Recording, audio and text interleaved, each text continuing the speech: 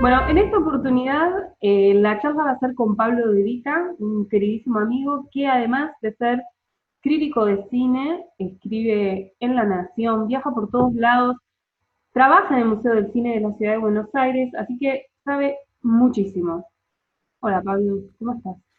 Hola Pili, ¿cómo estás? Bueno, un gusto saludarte a la chica del espacio. La verdad que genial este espacio que tenés y todo lo que sabes, que únicamente no voy a poder aportar prácticamente nada de valor a toda la comunidad científica que te sigue, porque vengo de la mano de la realidad total. Entonces, es muy difícil poder plantear una idea de dimensiones profundas o serias dentro del espacio que vos llevas también, dedicado a temas de astronomía, cuando uno habla del espacio, si bien hay películas que tratan con, con verosimilitud el tema del espacio, sabemos que no son las más famosas. Entonces, es muy difícil como recomendar algo que no tiene fama, pero digamos que una de las bases también de la ciencia ficción en el cine, lógicamente, es el tema del espacio y cómo se configura el mapa de la ciencia ficción, ¿no? Entonces, desde ya súper agradecido de estar acá conversando con vos. No, muchísimas gracias a vos. ¿Cuál fue la última película que viste o que te acuerdes así que de respecto así de todo lo cósmico que recomendarías? La última que vi de lo cósmico, a ver, no es la última que vi, pero las dos últimas que más me impactaron fueron las que hizo Denis Villeneuve, principalmente creo La Llegada, que es una película que está en Netflix ahora, que se puede ver ahí, y que es una película realmente para mí de mucho valor dentro del terreno de la ciencia ficción y digamos del mapa de lo que significa también la ciencia ficción, porque hace una mixtura muy interesante dentro de lo que es la tradición del cine norteamericano de ciencia ficción y el cine de ciencia ficción europeo, que es mucho menos conocido, menos explorado, menos desarrollado, pero igual de interesante. Y aparte, digo, si uno se pone a pensar, digamos, cómo se configura el mapa del cine y de la historia cinematográfica, es impresionante pensar que la primera ficción fue ciencia ficción, porque era el viaje a la luna de Méliès, eh,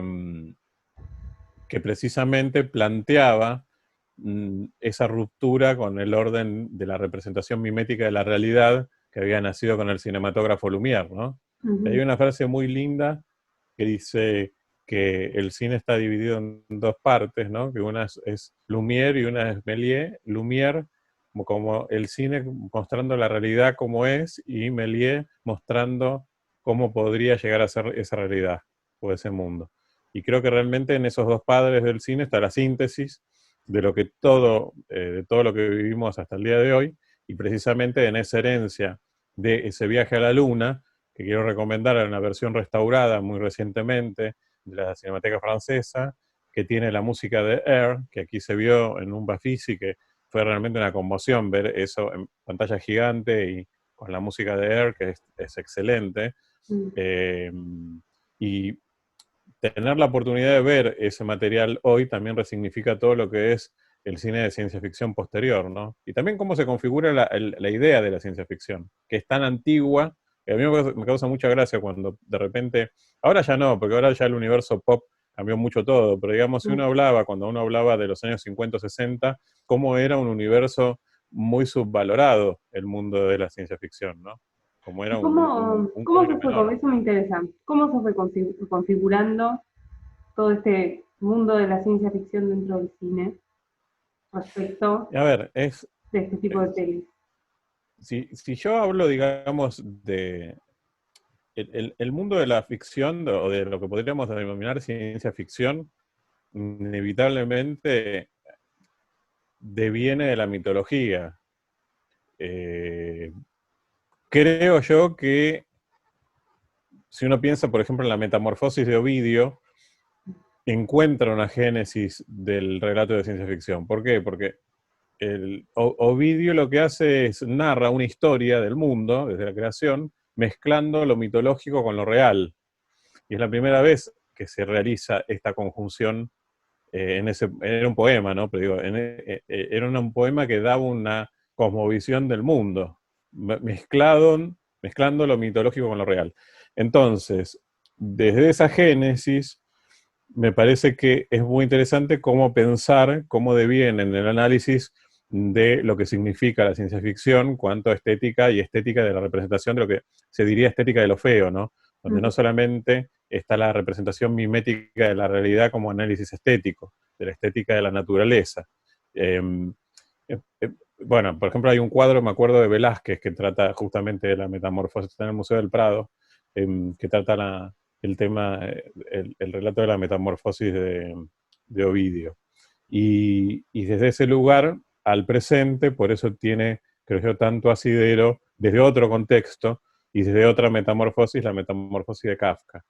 Desde el plano literario, por eso digo, la base argumental para el mundo de la ciencia ficción, para el mundo del contenido de ciencia ficción es extraordinario, antiquísimo e inabarcable. En el cine sí tiene este punto de inicio en Viaje a la Luna de Méliès, que es de 1902, es muy interesante, como decía antes, con esta versión restaurada, la música de Air. Bueno, estaba en ese momento, estaban los acróbatas del Folies Bergère haciendo de los selenitas cuando llegan a la Luna.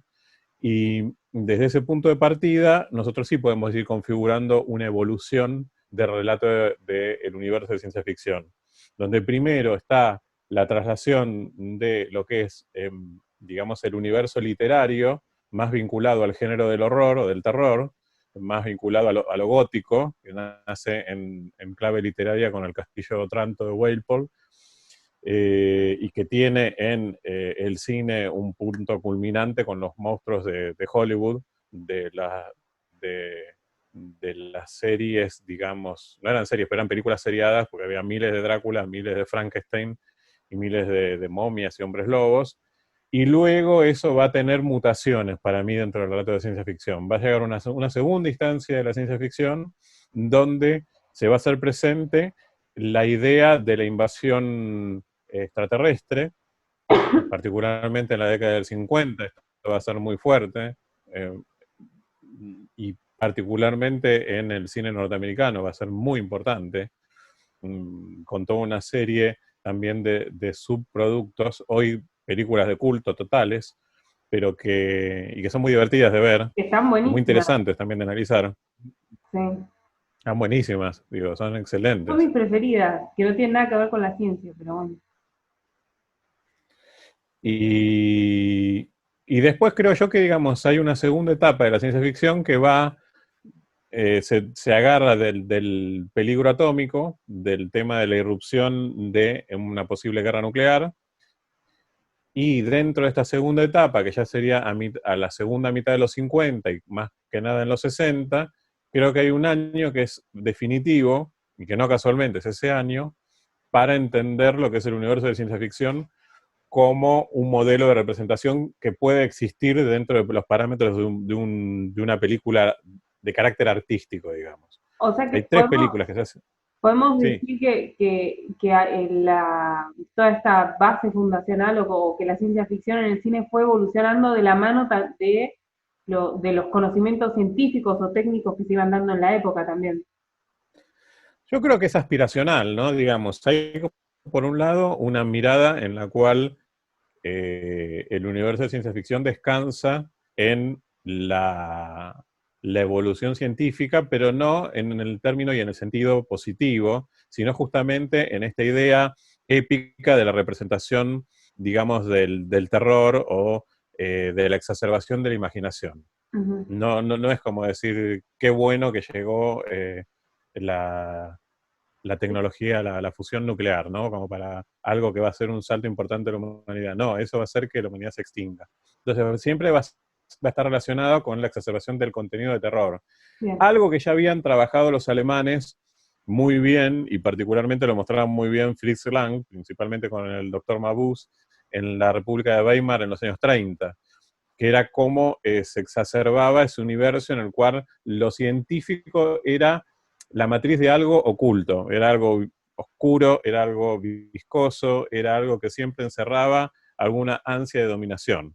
Ujú. Entonces, desde ese asidero, digamos, es de donde creo yo se va conformando esta mirada del mapa cinematográfico de la ciencia ficción, particularmente dividido entre lo que es el mundo de la ciencia ficción estadounidense y el mundo de la ciencia ficción europea, que luego se van a ir vertebrando poco a poco, ¿no? El de la ciencia ficción europea también va a estar más de la mano de las vanguardias, como decía antes, por el caso de mencionar, por ejemplo, a Fritz Lang como uno de los nombres tan característicos de la corriente dentro de las cuales se enrolaba el expresionismo alemán, ¿no? En lo que era la matriz cinematográfica. Pero digamos, cuando uno habla de ciencia ficción no puede desconocer esos mapas. Pero creo que yo el año clave es 1968. ¿Por qué? Es, bueno, por muchas cosas, digo, algunas que tienen que ver con el mundo de la ciencia ficción y otras que tienen que ver con el mundo de la realidad. Eh, el mundo de la realidad era el mundo de la agitación estudiantil, de la imaginación al poder, del mayo francés, eh, realmente de características muy impresionantes alrededor del mundo, de la primavera de Praga. Digo, hay como un movimiento de eje en cuanto al discurso de lo estatutario, lo instalado, lo normativo. Hay mucho cuestionamiento al poder, a la estructura del poder y sobre todo a lo que el poder determina como fáctico y real. Ujú. Entonces, ¿qué mejor para el mundo de ciencia ficción ese condimento? Pero ¿cómo se traduce eso en términos artísticos para el universo de la ciencia ficción? Para mí se traduce con 3 películas que son de 1968.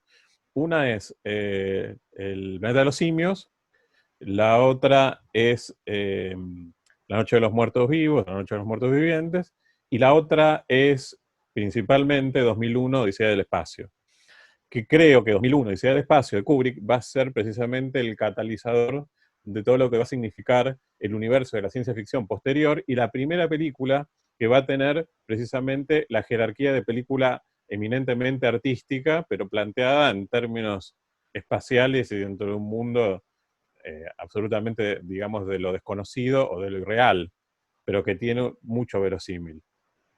Claro, y que además también que contó con apoyo de científicos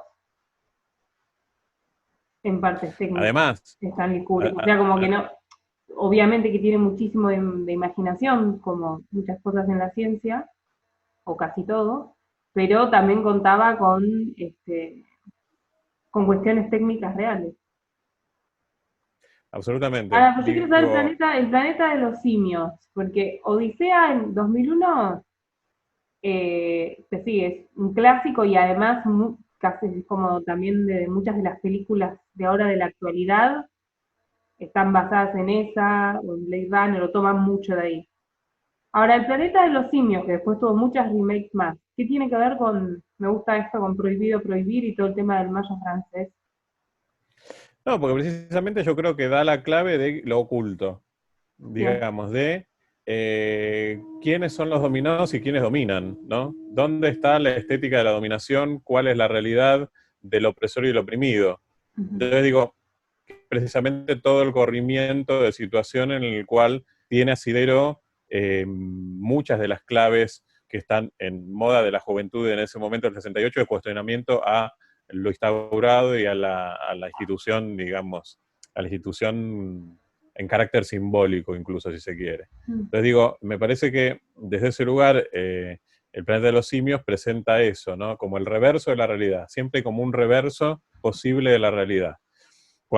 Y me parece que lo interesante del planeta de los simios es que precisamente subvierte la característica que venía devenida del modelo de la ciencia ficción anterior, que era la amenaza es externa, la amenaza está por fuera del planeta, es algo que llega al planeta. Y en realidad lo que plantea un poco el planeta de los simios es la amenaza terminamos siendo nosotros mismos. Llegamos a ese punto como punto de amenaza interna, digo, no hay una amenaza externa.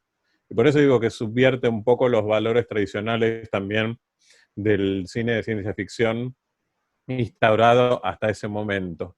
Y por eso creo yo que 2001 va a ser la película de ciencia ficción más significativa hasta la llegada de Star Wars, que puede significar un tercer periodo ya más vinculado a un universo pop, si se quiere, para decirlo de alguna manera. Pero me parece que, digamos, sin 2001, Star Wars no hubiese existido como tal.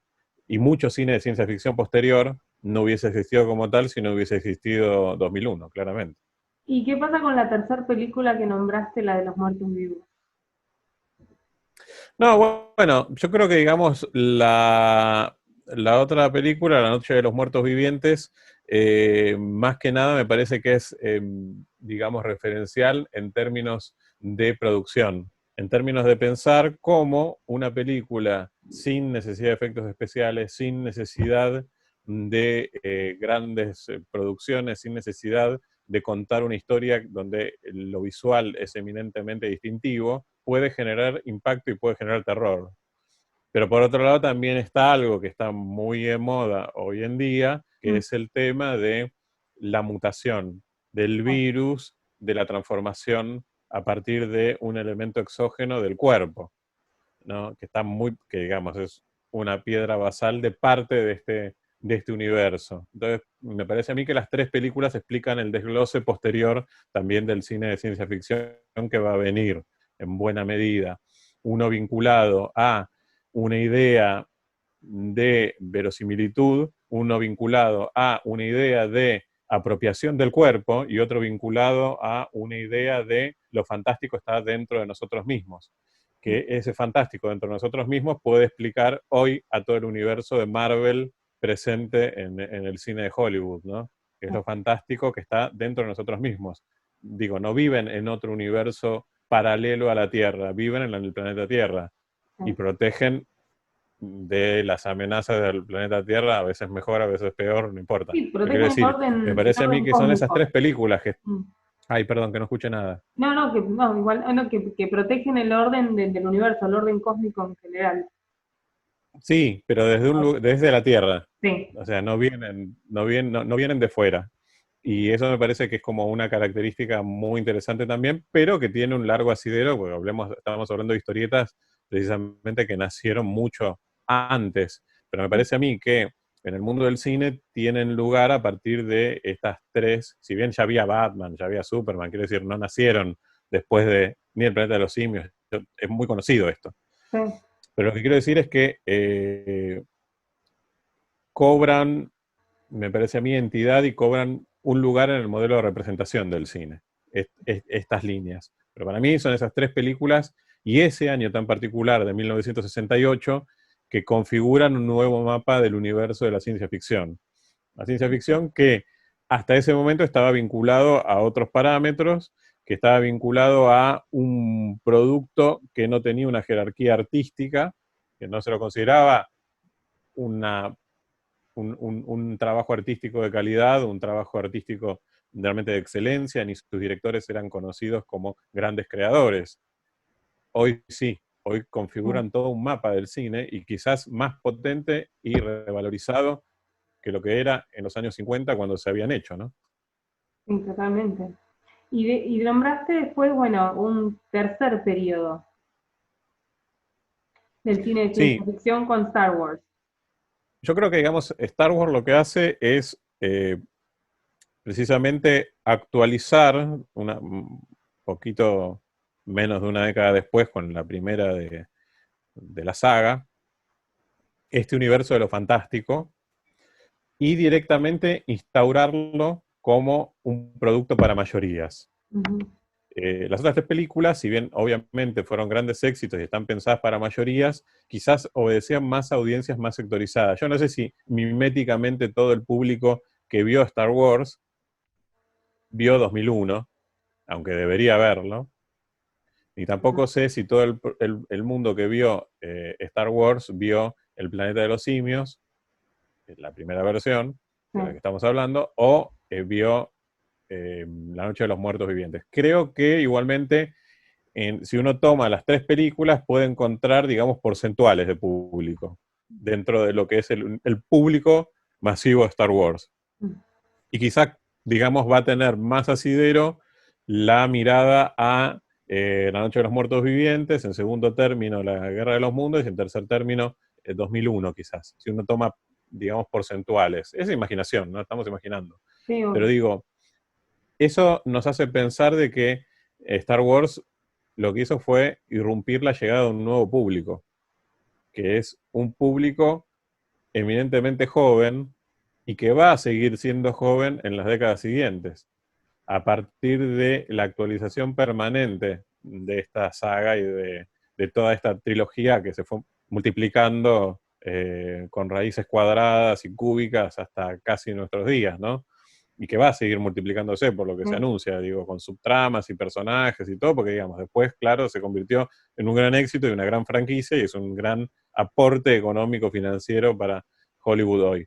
Pero me parece que más allá de eso, indudablemente hay una piedra basal donde uno tampoco puede desconocer otro producto que es Star Trek, que me sí, parece que también son las dos piedras basales de lo que significaría la ciencia ficción del espacio hoy.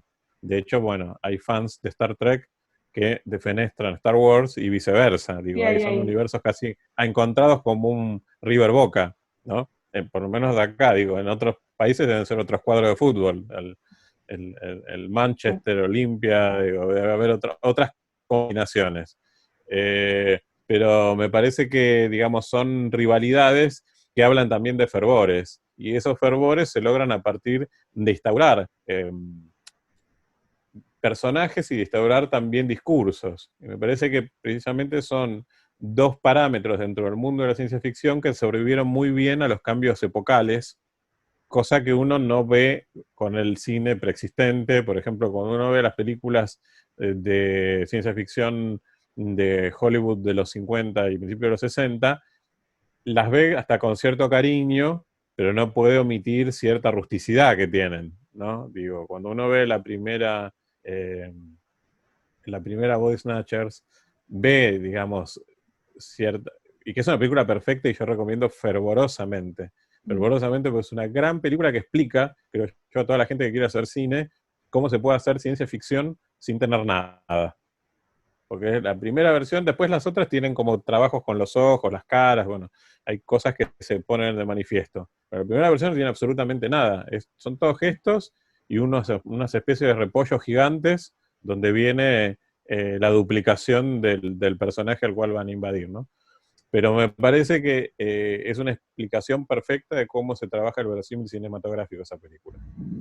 Pero dentro de ese mundo hay todo un gran ejemplo de cierta rusticidad de efectos especiales, pues bueno, era lo que había desarrollado en la época. Entonces uno lo ve con cariño, pero no con verosímil.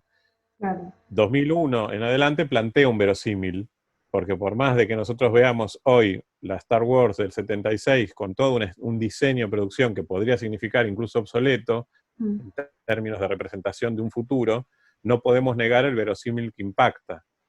Porque nadie dudaría, nadie se reiría con las escenografías de Star Wars, porque nadie lo hace. No porque uno se lo cree también, que uno Totalmente, entra bueno, en la imaginación, lo que propone la absolutamente. Y es película. esa instauración del verosímil. Y eso mismo pasa con también Viaje a las Estrellas. Yo mencionaba también Viaje a las Estrellas, la última temporada, incluso plantea lógicas que después estuvieron en los diarios en cuanto a discusiones científicas, ¿no? Que estaban planteadas ya en la serie, que yo no sé si era porque ya los de la serie lo sabían antes o lo sabían en paralelo o tenían idea de que esto se estaba haciendo o son casualidades históricas, no tengo idea, Claro, no, pero pero también está, por indudablemente ejemplo, el existen tema transferencias. del planeta de Spock, el planeta Vulcano, que bueno, que al final nunca apareció, pero que se creía que estaba entre Mercurio y el Sol.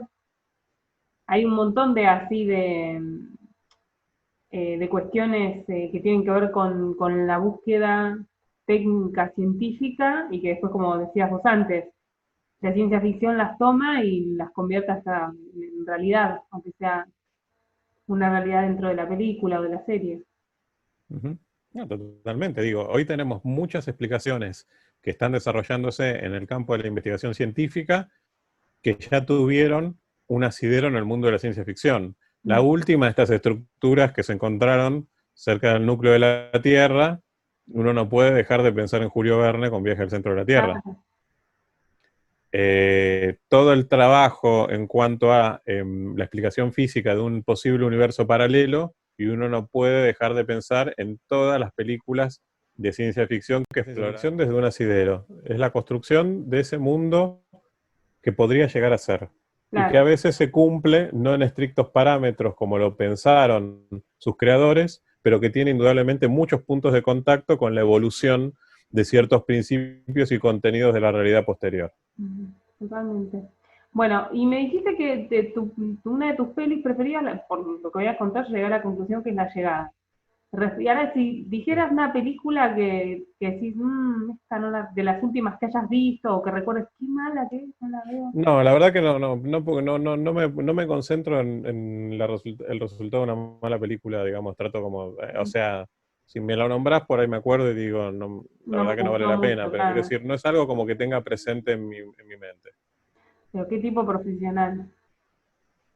No, porque si no parece que defiendo a Hollywood y nada que ver. No, Si no, no, no, no, al simplemente falta de contrario. memoria. Sí. No, bueno, pero esas películas son las más populares. Sí, sí, Y no, no qué sé sé lo que te yo. quería preguntar. ¿Y cuál es? Sí, bueno. Por ejemplo, ¿cuál es la diferencia, bueno, de cosas relacionadas con el cosmos? Hay muchos documentales, ¿no? Por ejemplo, creo que sí, el año pasado o el anterior, todo el alunizaje se Mm, convirtió en un documental, toda esa filmación, que a mí me encantó. Pero ¿cuál, ujú. vos desde tu punto de vista de periodista, crítico, el espectador se planta distinto cuando va a ver un documental que cuando va a ver algo de ciencia ficción? Y No, a ver, el espectador se planta distinto cuando tiene que ver un documental o tiene que ver un drama mm, o tiene que ver una ficción. Digo, esto es una base real y que explica también por qué tan pocos documentales de una producción tan grande y tan vasta y tan bien hecha llegan a salas comerciales. Si ujú, nosotros nos ponemos a pensar en un mapa normal de lo que es eh, una temporada cinematográfica cotidiana de un año cualquiera, siempre son 2, 3, 4, 5 de 200 películas que se estrenan. sí, No hay un gran asidero de la existencia del documental, salvo aquellos documentales que, bueno, que son producidos por el Inca y por el tema de las cuestiones de recupero industrial y la estructura que está planteada a nivel vigente, llegan a Algaumón para ser estrenados, pero duran una semana y después se van y, digamos, tienen una función por día. Digo, son muy pocos los documentales que logran impactar audiencias a nivel masivo como impacta audiencias la ficción. mm, Y eso uno lo ve desde cualquier lugar. Digo, cuando uno sí, programa, por ejemplo, ciclos, sabe que la ficción va a tener más gente que el documental de por sí. Digo, hay como una base en la cual el público está muy poco acostumbrado a consumir documentales desde un lugar de entretenimiento masivo, digamos, o desde un lugar en el cual está colocado el cine de ficción. claro, Digo, sobre todo que ahora que estamos en una época hace bastantes años ya, de reality shows o de vida, o incluso con las redes sociales, que los mm. influencers capaz que más exitosos, más seguidores tienen, muestras, entre comillas, su vida cotidiana, o sea, hacen su gracia, pero en algún punto están mostrando una parte de su Sí, vida o sea, cotidiana. yo lo que creo que el documental, el problema que tiene es que cuando no se plantea desde el lugar de verosímil de lo posible, como hablábamos antes, Mm, no tiene llegada masiva. Ejemplo, se hace el documental de Herzog, La Cueva de los Sueños Olvidados, que es en 3D, y mm, consigue estreno, ¿por qué? Porque vos vas a estar dentro de la cueva. claro, Lo mismo uno puede plantear en términos artísticos si piensa en Pina, sobre Pina Bausch de Wim Wenders, o películas que precisamente añaden un condimento técnico que permite una realidad inmersiva que facilita, digamos, ese rol no de espectador, no tanto de espectador tradicional sentado en una butaca viendo la pantalla, sino de ese espectador interactivo que navega por dentro de la situación.